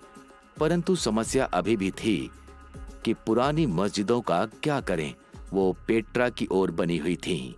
ये वो समय था जब मस्जिदों ने प्रार्थना की दिशा बताने के लिए दीवारों पर संकेत टांगना आरंभ कर दिया। उथमन के राज्य के समय कहा गया कि खलीफा ने ये आदेश दिया है कि मदीना में मस्जिद की दीवारों पर संकेत लगे होने चाहिए, जिससे तीर्थयात्री आसानी से दिशा पहचान सकें कि उन्हें किस ओर प्रार्थना करने की आवश्यकता है। अब ये बहुत ही रुचिकर बात थी कि इस समय तक जो मस्जिदों को इसलिए बनाया जाता था कि केवल विश्वासी किबला की दीवारों की ओर देखें और पवित्र शहर की तरफ मुंह करें। जब तक प्रार्थना की दिशा न बदली हो तब तक चिन्ह लगाने की क्या आवश्यकता थी। इस समय के दौरान इस्लाम की स्थापना के लगभग 79 वर्ष बाद अचानक मस्जिद की बनावट में ताक का परिचय कराया गया, जिससे प्रार्थना की दिशा का पता चलता है।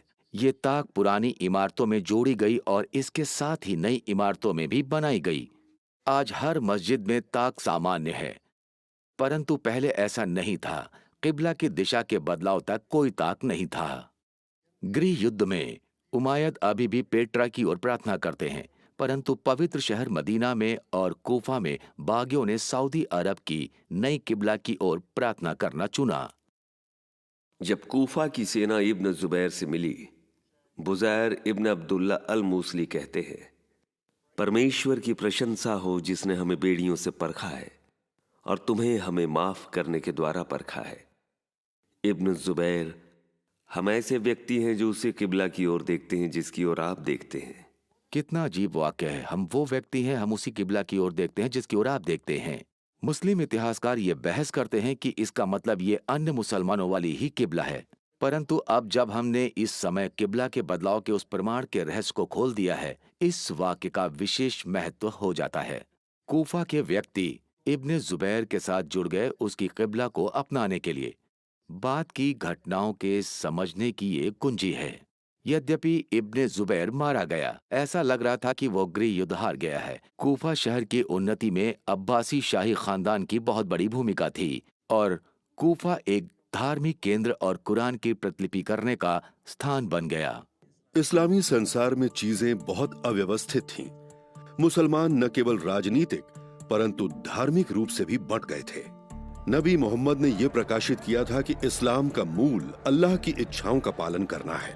क्या मोहम्मद तथा कुरान की आज्ञा मानकर और तब एकत्र होने का वर्जित स्थान जो पेट्रा में है उसकी ओर देखें, या फिर पवित्र घर व काली चट्टान जो सऊदी अरब में है उसकी ओर प्रार्थना करें?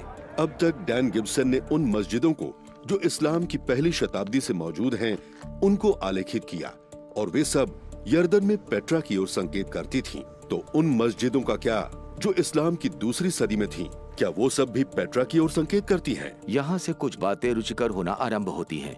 मेरे अध्ययन के समय मुझे पता लगा कि इस्लाम की दूसरी शताब्दी में बनी मस्जिदें विभिन्न दिशाओं की ओर संकेत करती हैं, इसलिए मैं इसे भ्रांति का समय कहता हूँ।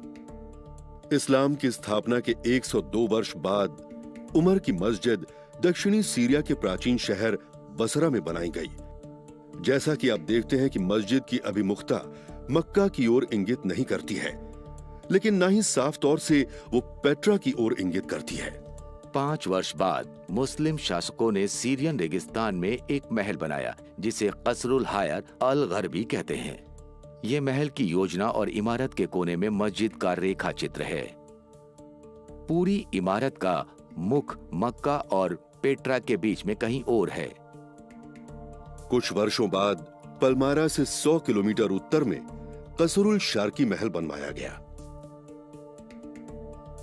यदि हम नक्शे को या भूचित्रों को देखें तो महल और मस्जिद दोनों ही मक्का या पेट्रा की ओर नहीं है। एक बार फिर वो कहीं बीच में संकेत करती हैं। क्या ऐसा हो सकता है कि कुछ होने के कारण बनाने वालों ने ना ही पेट्रा को चुना ना ही मक्का को? उन्होंने किबला की दिशा उन दोनों के बीच में कर दी। मानचित्र में हम देख सकते हैं कि किबला का संकेत दोनों शहरों के बिल्कुल बीच में है। यह हिसाब की छोटी गलती नहीं है, परंतु जानबूझकर पेट्रा व मक्का पर ध्यान नहीं दिया गया। इसलिए इस बदलाव का उत्तर हम विस्तार से ढूंढेंगे। इस्लाम की स्थापना के 109 वर्ष बाद बेंगूर पाकिस्तान में एक मस्जिद बनाई गई। उस समय की अन्य मस्जिदों की तरह उसमें केवल किबला की दीवार बिना ताक के थी। वैसे ये मस्जिद सऊदी अरब में मक्का की ओर संकेत करती थी। यहाँ ये सबसे पहले ऐसी मस्जिद पाते हैं जो मक्का की ओर संकेत करती है। हो सकता है और भी मस्जिदें बनी होंगी जो अब नहीं है, परंतु ये मस्जिद विशेष है क्योंकि यही सबसे पुरानी मस्जिद बची हुई है जिसे हम सच में कह सकते हैं कि वो सऊदी अरब में मक्का की ओर थी। और आश्चर्य की बात यह है कि इसे मोहम्मद की मृत्यु के लगभग 100 वर्षों बाद बनाया गया। ये मुसलमान इतिहासकारों के लिए बहुत देरी थी, जिसके कारण परंपरागत इस्लामिक इतिहास में कई प्रकार की समस्याएं होने वाली थी। हमारे अध्ययन के समय एक बहुत महत्वपूर्ण इमारतों में से एक इमारत हमें यहाँ अमन यर्दन के सिटाडोल में पाई गई। उमायद का महल इस्लाम की स्थापना के लगभग 122 वर्ष बाद बना था। यदि आपको याद हो तो हमने उमायद की मस्जिद के बारे में देखा है जो यहाँ बनाई गई थी। ये मस्जिद सीधे पेट्रा की ओर संकेत करती थी, परंतु जब महल बनाया गया तो किबला की दिशा मक्का की ओर थी। इसलिए इमारतों व महल के बनने के बीच के समय में किबला की दिशा बदल गई। इससे हमें ये निर्धारित करने में सहायता मिलती है कि किबला की दिशा कैसे और कब बदली। इस महल के निर्माण के दौरान पहली बार मक्का साहित्य में आया। आश्चर्य की बात यह है कि बहुत से वर्षों तक मक्का का नाम कहीं नहीं था, ना तो साहित्य की पुस्तकों में, ना इस्लाम की पुस्तकों में। परंतु जब किबला में बदलाव लाया गया उस समय ये नाम आया। ये बहुत अजीब है। लोग इसका कारण सोचते हैं। ये नाम इस्लाम की पुस्तकों व इस्लाम के इतिहास में होना चाहिए था, परंतु जब किबला में बदलाव लाया गया उस समय ये नाम सामने आया। ये बहुत ही अजीब था। अगली बड़ी मस्जिद यर्दन में अमन से 32 किलोमीटर दक्षिण की ओर बनाई गई। ये मुशट्टा महल तथा मस्जिद के नाम से जानी जाती है तथा 747 एडी में बनाया गया था। जैसा आप जानते हैं कि उमायद महल बहुत बड़ा व प्रभावशाली था, जिसके दक्षिणी भाग में मस्जिद स्थापित थी पेट्रा की दिशा में, जबकि संपूर्ण इमारत पेट्रा की ओर थी। इसमें रुचिकर ये था कि इस्लाम बहुत से समूहों में बंट गया था। वहां परंपरागतवादी व्यक्ति थे जिन्होंने पेट्रा की ओर मस्जिदें बनाई, परंतु सुधारक थे जिन्होंने मक्का की ओर मस्जिद बनाई, और कुछ अन्य व्यक्ति थे जो किसी भी समूह में नहीं थे और किसी भी किबला को चुनने के लिए मना करते थे। इस समय में इस्लामिक इतिहास में महत्वपूर्ण बदलाव आया। इस्लाम के उमायद शासक जो दमिश्क में थे, कूफा के अब्बासियों से हार गए। 754 ईस्वी में अल मंसूर जो नए खलीफा थे, उन्होंने बिल्कुल नई पूर्वी राजधानी के बनाने का आदेश दिया और इराक में बगदाद को उसके लिए चुना। नया शहर बहुत शानदार डिजाइन पर बनाया गया था। वैसे अधिकतर मध्य पूर्वी शहर की बनावट अव्यवस्थित होती है, परंतु यह शहर बड़े गोल आकार में बना था। डिजाइनर बाहर बिल्कुल नए क्षेत्र में जाता था और शहर की इमारत बनाने से पहले योजना को भूमि पर राख से बनाता था। ये शहर 767 एडी में बनकर पूरा हुआ और ये 2 किलोमीटर के घेरे में था। जैसा आप रेखा चित्र में देख सकते हैं कि शहर की मुख्य मस्जिद में प्रार्थना की दिशा बताने के लिए कोई ताक नहीं है, वो बाद में बनाई गई थी। एक दीवार का प्रयोग किबला की दीवार के लिए किया जाता था जो सीधा मक्का की ओर संकेत करती है। वैसे ही अन्य मस्जिदें अब अब्बासी शासकों द्वारा बनाई जाएंगी। अगर ये सब सच है तो उसके बाद नबी मोहम्मद और पहले 4 खलीफा जो इस्लाम की अगुवाई में थे, उसके बाद उमैद शासक जिसने दमिश्क से इस्लाम पर शासन किया, सब ने पेट्रा शहर की ओर प्रार्थना की। परंतु उमैद शासन के अंत में कुछ ऐसा घटा कि निर्माणकर्ताओं ने अपनी मस्जिदों की दिशा बदल डाली। कुछ पेट्रा की ओर, कुछ मक्का की ओर और कुछ दोनों के बीच की ओर संकेत करती थीं। इससे इस्लाम के पश्चिमी क्षेत्र के आधे भाग में समस्या उत्पन्न हो गई थी। पश्चिम की ओर के व्यक्ति पहले वाले उमैदों के बहुत वफादार थे, इसीलिए इस्लामिक संसार दो भागों में बंट गया। अब्बासी शासकों ने इराक के पूर्वी भाग के साम्राज्य का संचालन किया और उमैद शासकों ने उत्तरी अफ्रीका व स्पेन का संचालन किया। यह इस्लामिक इतिहास का महत्वपूर्ण समय था, क्योंकि उमैद स्पेन में अब संस्कृति में प्रगति कर रहे थे और सुंदर व प्रभावशाली इमारतें बनानी आरंभ कर दी थीं। स्पेन के निर्माणकर्ताओं को समस्या हो गई। पारंपरिक रूप से सभी उमैद पेट्रा की ओर प्रार्थना करते थे, परंतु जैसा कि हम देखने जा रहे हैं कि कुछ ऐसा भयानक घटा जिसके परिणाम स्वरूप भविष्य की सारी मस्जिदें अब उस दिशा की ओर संकेत नहीं करती। उनके शत्रु अब्बासी अब सऊदी अरब मक्का की ओर प्रार्थना किया करते हैं, इसलिए वो उस ओर प्रार्थना की दिशा नहीं चुनना चाहते थे। तो अब उमैद क्या करें? जब मैंने स्पेनिश उमैदों द्वारा बनाई गई मस्जिदों की जांच पड़ताल की, तब मुझे एक बहुत ही आश्चर्यजनक विकास दिखा। इन निर्माणकर्ताओं ने न मक्का को चुना और न पेट्रा को। अब जैसा कि हमने देखा है, मध्य पूर्व के कुछ निर्माणकर्ताओं ने अपनी किबला की दिशा दोनों शहरों के बीच में चुनी, परंतु उत्तर अफ्रीका और स्पेन के निर्माणकर्ताओं ने कुछ और ही करने का निर्णय लिया। कुछ वर्षों से इतिहासकार इन मस्जिदों के कारण दुविधा में हैं। उनके किबला की दिशा का संकेत कहीं दक्षिणी अफ्रीका की ओर था, परंतु सभी अफ्रीका व स्पेन की मस्जिदें थोड़ा भिन्न स्थानों की ओर संकेत करती हैं। ये सब में बहुत गड़बड़ लगती है। वैसे जब हम मानचित्र में आलेखित करते हैं तो उत्तरी अफ्रीका तथा स्पेन की मस्जिदों की सारी किबलाएं पेट्रा व मक्का के बीच खींची गई लाइन के समांतर हैं। इसलिए पेट्रा व मक्का को चुनने के बदले उन्होंने इन दो शहरों के बीच खींची गई पंक्ति के समांतर अपनी किबला रखी। इसलिए पेट्रा या मक्का को चुनने के बदले उन्होंने इन दो शहरों के बीच खींची गई पंक्ति के समांतर अपनी किबला रखी। सब मुसलमान जानते हैं कि मक्का सऊदी अरब में है, परंतु आप कहते हैं कि मक्का पेट्रा में है। किस आधार पर आप इस सिद्धांत पर आए हैं? इसके लिए आपका मार्गदर्शन और प्रमाण क्या है? हम जानते हैं कि मक्का सऊदी अरब में है, इसीलिए किस आधार पर आप ये सब कहते हैं? यदि आप अभी भी संतुष्ट नहीं हैं, तो मैं आपको कुछ दिखाना चाहता हूँ। क्या आपको याद है जब हमने दूसरे इस्लामी गृह युद्ध के बारे में बातचीत की थी? इब्ने जुबैर ने स्वयं को पवित्र शहर में बंद कर लिया।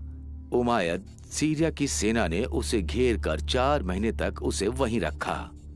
अक्टूबर माह में सीरियन शहर की दीवारों तक एक गुलेल लाए, जहां से उन्होंने इस्लाम के पवित्र शहरों पर पत्थर फेंके। ये कैसे संभव है? सामान्यतः लोग शहर की दीवारों के पीछे रहते हैं। एक गुलेल साधारण रूप से लोगों के घरों को तबाह कर सकती है, परंतु इस केस में कहा जाता है कि गुलेल से इस्लाम के पवित्र शहरों के बीच में मारा गया। ये कैसे संभव है? पेट्रा में एक अनोखी विशेषता है। पेट्रा में शहर की दीवारें उत्तर व दक्षिण में हैं। शहर की दीवारें घाटी के पार तक थीं, परंतु उत्तर में शहर की दीवारें घाटी तक नहीं थीं, क्योंकि वहां पर एक जल मार्ग था। मैं विश्वास करता हूं कि सीरियन अपनी गुलेल को सूखी नदी के रास्ते एक ऐसी जगह पर लेकर आए जहां से वे शहर के बिल्कुल बीचों बीच पत्थर फेंक सकें, काबा व इस्लाम के पवित्र स्थान को नुकसान पहुंचा सकते थे। ब्राउन यूनिवर्सिटी के पुरातत्वकार बहुत वर्षों से पेट्रा में खुदाई कर रहे हैं। उनकी परियोजना थी कि खुदाई करके उस जगह को ढूंढे जिसे महान मंदिर का क्षेत्र बोला जाता है। जब उन्होंने मंदिर को ढूंढ निकाला तो डैन उन प्रमाणों को देखकर चकित हुए जो उनके सिद्धांतों का समर्थन करते हैं। इस इमारत की एक रुचिकर विशेषता ये है कि लोगों में यहाँ आघात के विरोध में बचाव बनाए हैं। देखें, ये द्वार के रास्ते पर बिल्कुल सट कर है, जिससे वो अपनी रक्षा कर सकें। 551 एडी में भूकंप के कुछ समय बाद ये हुआ कि हम बचावों की तिथि छतों पर लगाई टाइलों से जो इन बचाव के निर्माण में प्रयोग हुई उनसे लगा सकते हैं। वैसे इस समय के दौरान पेट्रा में किसी युद्ध के होने का रिकॉर्ड नहीं है, परंतु हम ये जानते हैं कि ये इस्लाम की स्थापना के शुरुआती सालों में हुआ था। परंतु हमारे पास केवल यही प्रमाण नहीं है। खुदाई के समय पुरातत्वकारों को लगभग 400 गुलेल के पत्थर प्राप्त हुए। ये पत्थर लगभग सही स्थान पर व सही समय पर दबे थे। ये बहुत मजबूत इशारा है कि न केवल युद्ध इस स्थान पर हुआ है, ये कि और पहला वास्तविक काबा इस क्षेत्र के पास है। इसीलिए इस्लाम परंपरागतों तथा सुधारकों में बंट गया। परंपरागत व्यक्ति यर्दन में पेट्रा की ओर तथा सुधारक सऊदी अरब में मक्का की ओर प्रार्थना करते थे तथा अन्य जानबूझकर बीच का रास्ता अपनाते थे। इस समस्या का हल वो कैसे निकालेंगे? पेट्रा रोने के शहर ने घातक विनाश को सहा। भयंकर भूकंपों ने पेट्रा शहर को हिला दिया, इमारतों, मंदिरों तथा घरों को नष्ट कर दिया था। इतनी अधिक हानि हुई कि वो शहर दोबारा कभी नहीं बन सका। पहली काबा की प्रमाणिकता अब खत्म हो चुकी थी। गुलेल के पत्थरों ने उसको बहुत नष्ट कर दिया। बाकी जो कुछ भी बचा हुआ था इब्ने जुबैर ने नष्ट कर दिया। 713 एडी में एक भूकंप ने बांध को, जिससे पेट्रा के आसपास पानी पहुंचाया जाता था, उसे नष्ट कर दिया। इसके कारण जो भी प्रमाण बचे हुए थे वो भी प्रत्येक वर्ष बाढ़ के पानी में बह गए। इस्लामिक इतिहास के लेखकों की याद से पेट्रा मिटने लगा था, जो कि 150 साल बाद उसका नाम अपने लेखों में उल्लेखित नहीं करते। समय बीतने के साथ इन दो क्षेत्रों की यादें मिलकर एक ही क्षेत्र रह गया है, वो है सऊदी अरब में मक्का। अब से सभी किबला की दिशा उसी ओर है। परंतु जब से आधुनिक पुरातत्विक यंत्र, उपग्रह से प्राप्त चित्र और इंटरनेट द्वारा इतिहासकारों का मिलना हुआ और संसार के शिक्षाविद और विद्वानों के साथ आने से कुछ और ही चित्र बनता है। ये एक अजीब सी बात है, मैंने ये पहली बार सुना है। क्या आप वास्तव में चाहते हैं कि मुसलमान इस पर विश्वास करें? ये इस्लाम के साहित्य या इतिहास की पुस्तकों के रिकॉर्ड में क्यों नहीं लिखा गया? क्या इस्लाम इसे भूल गया? क्या जानबूझकर भूल गया? ऐसा कैसे है कि इसका वर्णन क्यों नहीं किया गया? ये अजीब बात है। हमें उन घटनाओं को समझने के लिए जिससे इस्लामिक इतिहास प्रभावित हुआ है, हमें पहले बहुत सी अलग बातों को पहचानने की आवश्यकता है। पहले तो मेरा ये विश्वास है कि शुरुआती इस्लामी साम्राज्य जो उत्साही मुसलमानों द्वारा बनाया गया था, साहित्यिक रूप से बिल्कुल खाली था, क्योंकि उन्होंने पुस्तकों, हस्तलिपियों को नष्ट कर दिया, शिलालेखों को मिटा दिया, पुस्तकालयों को जला दिया और सारे साहित्य को नष्ट कर दिया, केवल कुरान को छोड़कर, जो कि आधी अधूरी बातें थीं, जो कि लोगों को मोहम्मद द्वारा दिए गए प्रकाशन के बारे में थीं। इस्लामी सेना द्वारा लिखित साहित्य का विनाश का अच्छे से वर्णन किया गया है। एक प्रमाण के रूप में 640 एडी का पत्र खलीफा ने जनरल अमरुद्दीन को लिखा था, जो मिस्र में मुस्लिम आर्मी के अगवे थे, जिन्होंने पूछा था कि वे सारे हस्तलिपियों का क्या करें जो उन्हें अलेक्जेंड्रिया के गोदामों से मिली थी। खलीफा का उत्तर दर्ज है और जो सदियों से सब जानते हैं। और जिन पुस्तकों का आपने वर्णन किया है उसके लिए ये मेरा उत्तर है। अगर उनकी सामग्री अल्लाह के रहस्य उजागर के समान है तो हम उसके बिना ही करेंगे, क्योंकि इस केस का अल्लाह का रहस्य उजागर पर्याप्त है। यदि दूसरी ओर देखें कि विषय सामग्री अल्लाह के रहस्य उजागर के अनुसार नहीं है तो उन्हें संभाल कर रखने की आवश्यकता नहीं है। आगे कार्यवाही करें और उन्हें नष्ट कर दें।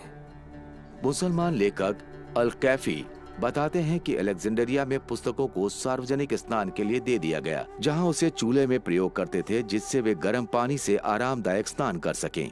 वे कहते हैं कि उन्हें सभी बेकार सामग्री को जलाने में 6 महीने लगे।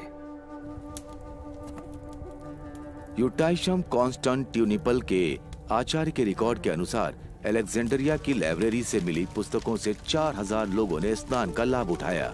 वैसे किताबों के जलाने का आरंभ मिस्र से नहीं हुआ, परंतु 4 वर्ष पहले पर्शिया में हुआ था। खलीफा उमर की सेना 636 ईस्वी में कदसिया युद्ध में फारसियों की सेना से मिली।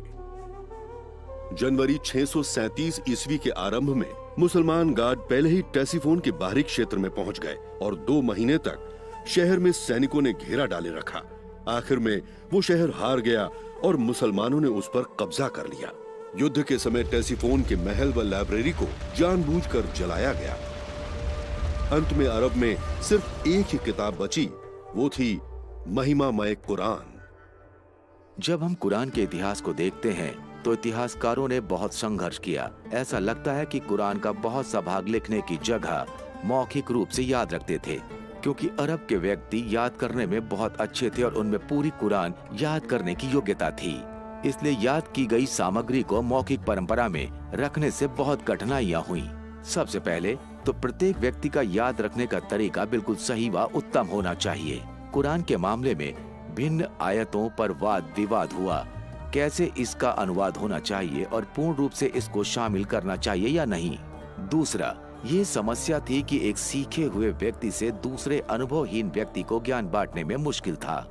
कुरान के संदर्भ में अधिकतर पुरुष जो मोहम्मद के वचन को याद करते थे वो सैनिक भी होते थे।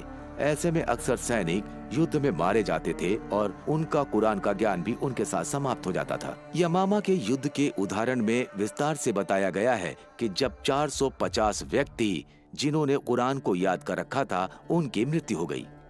हुदैफा बिन यमन उस समय उत्थमान आए जब दमिश्क व इराक के लोग आर्मेनिया और अजरबैजान के खिलाफ युद्ध कर रहे थे कि उसे पराजित कर सके। हुदैफा भयभीत थे क्योंकि दमिश्क व इराक के व्यक्तियों में कुरान बोलने के तरीके में अंतर था। इसीलिए उन्होंने उथमन को कहा, विश्वासियों के प्रधान, इस राष्ट्र को बचाओ, इससे पहले कि प्रकाशन में मतभेद हो। इसीलिए उथमन ने हफ्सा को संदेश भेजा और कहा, हमें अपनी कुरान की हस्तलिपि भेज दो ताकि हम सारे कुरान की सामग्री को एकत्र करके उसकी उत्तम कॉपी बनाएं और हस्तलिपि वापस भेज देंगे। हफ्सा ने भेज दिया। उसके पश्चात कुछ व्यक्तियों के समूह ने बैठकर कुरान की एक नई कॉपी बनाई। उथमान ने 3 कुरैश व्यक्तियों से कहा, यदि आप किसी बात से असहमत हैं तो उसे कुरैश की बोलने वाली भाषा में लिखें, क्योंकि कुरान उन्हीं की भाषा में उजागर हुई थी। जब सैकड़ों कॉपियां लिख दी गईं, उथमन ने असली हस्तलिपि हाफसा को वापस कर दी।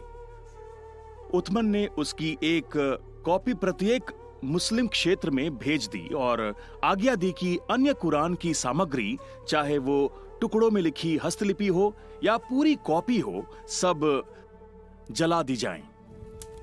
और वो लगातार सामग्री को जलाते रहे, यहाँ तक कि इस बार कुरान से संबंधित सामग्री को भी जला दिया। परंतु इससे इस विवाद का अंत नहीं हुआ कि कुरान में क्या शामिल होना चाहिए और क्या नहीं। विभिन्न प्रांतों में जब ये नई कुरान पहुंची, व्यक्तियों ने इसके विरोध में बहस की। साइद बिन थाबित ने कहा, जब हम कुरान की प्रतिलिपि बना रहे थे तो सूरत अहज़ाब की एक आयत छूट गई थी और मैं अल्लाह के शिष्यों को बोलते हुए सुनता था। इसलिए हमने उसे खोजा और जब हमने ढूंढा तो उसे खुजैमा बिन थाबित अल अंसारी में पाया। अब संपूर्ण मुस्लिम साम्राज्य में कुरान की केवल ये 5-6 प्रतिलिपियां ही बची थीं। उस्मान ने सभी कुरानों को खत्म करने की कोशिश में ये आदेश दिया कि सभी कुरानी सामग्री को जला दिया जाए और केवल उनको छोड़ा जाए जो प्रांत के गवर्नरों के पास हों। परिणाम स्वरूप सभी गैर मुस्लिम पुस्तकें नष्ट कर दी गईं और उसके बाद मुसलमानों ने केवल 5 या 6 कॉपी छोड़कर अपनी सभी पुस्तकें व लेख नष्ट कर दिए। इस समय तक इस्लामी साम्राज्य फैलकर अटलांटिक महासागर से होता हुआ मध्य पूर्व अफगानिस्तान तक फैल गया था। उन लाखों वर्ग किलोमीटर के लिए कुरान की केवल 5 या 6 प्रतिलिपियां बची थीं। जब मैं साहित्यिक शून्यता के बारे में बोलता हूँ, उसका संदर्भ ये है। बहुत समय बाद अब्बासियों ने इस्लामिक शासन की बागडोर संभाली, तब उन्हें साहित्यिक शून्यता के बारे में पता चला और उन्होंने इसे सही करने की ठान ली। परंतु यहाँ समस्या ये थी कि वे इस्लामिक इतिहास को अब्बासियों के रूप में बनाने में रुचि ले रहे थे। इसलिए अब्बासियों की देखरेख में जो सामग्री तैयार की गई वो अब्बासी इतिहास का सही राजनीतिक विवरण था। 250 वर्ष और उससे भी प्राचीन कथाओं और परंपराओं का एकत्र किया गया, उनकी प्रतिलिपियां बनाई गईं और बांटा गया। जो पुस्तकें उनके पहले लिखी गई थीं, उन्हें या तो नष्ट कर दिया गया या बाद के लेखकों ने उन्हें संपादित किया जिन्होंने उसमें गलतियां पाईं। अब्बासियों के शासन के अंतर्गत अधिकतर धार्मिक, वैज्ञानिक तथा शिक्षा संबंधी परियोजनाएं आरंभ की।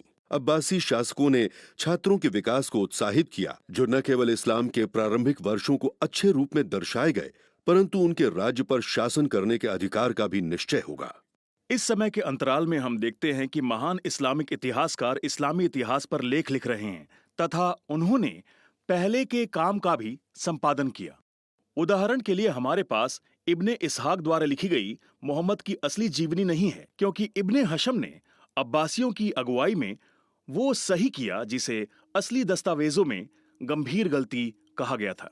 इब्ने हशम के संपादन के बाद बाकी इस्लामिक इतिहासकारों ने अपनी इतिहास की कहानियां लिखनी आरंभ कर दी और उन्हें इस्लामिक इतिहास के साथ हमारे सामने प्रस्तुत किया। इसे इस प्रकार लिखा गया था कि अब्बासियों के शासन के दिनों के धार्मिक तथा राजनीतिक विश्व दृष्टि को भाएं।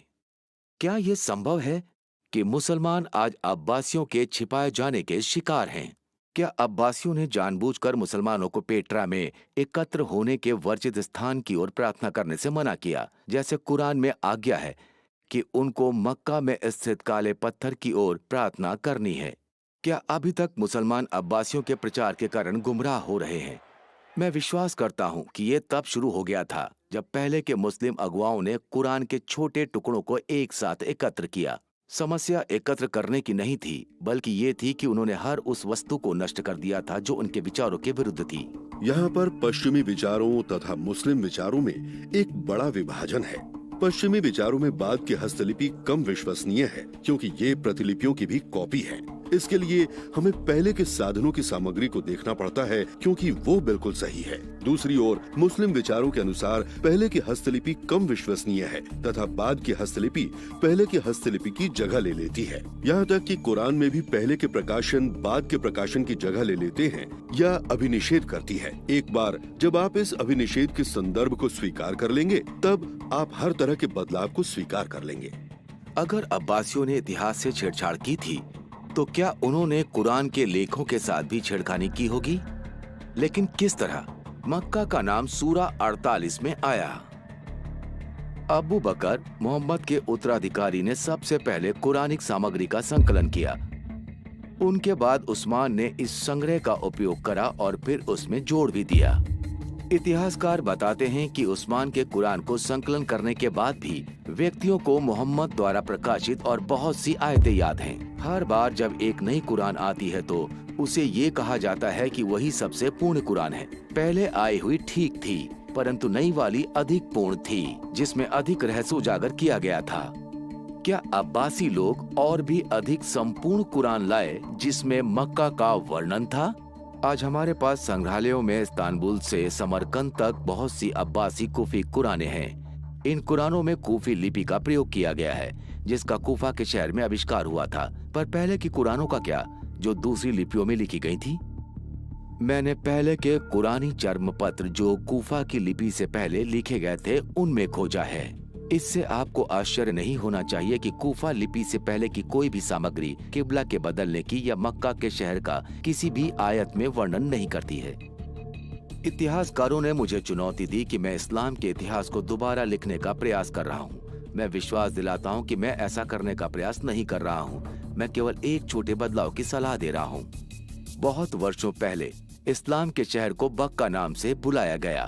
मैं विश्वास करता हूं कि बार बार भूकंप आने के कारण बहुत से व्यक्तियों की मृत्यु हुई, इसलिए पेट्रा शहर के लिए ये नाम रखा गया। इब्ने जुबैर द्वारा काला पत्थर को मक्का हस्तांतरित करने के बाद शास्त्रियों ने इस्लामिक लेखों में केवल एक बदलाव किया। अरबी भाषा में बक्का ऐसा लिखा जाता है। बे को मीम में बदलना बहुत आसान है। दोबारा देखें, केवल इतना ही करना है। वास्तव में बाद के पाठकों के लिए ये ढूंढना असंभव था। क्या अब्बासी शास्त्रियों ने कुरान में पहले के संदर्भ में बक्का को ठीक किया था और उसे मक्का में कर दिया था?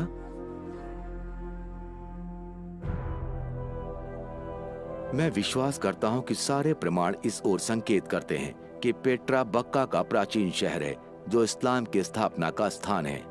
इस्लाम की पहली शताब्दी की सभी मस्जिदें पेट्रा के एकत्र होने के वर्जित स्थान की ओर संकेत करती हैं और सभी वर्णन पेट्रा के अनुसार हैं, मक्का के नहीं।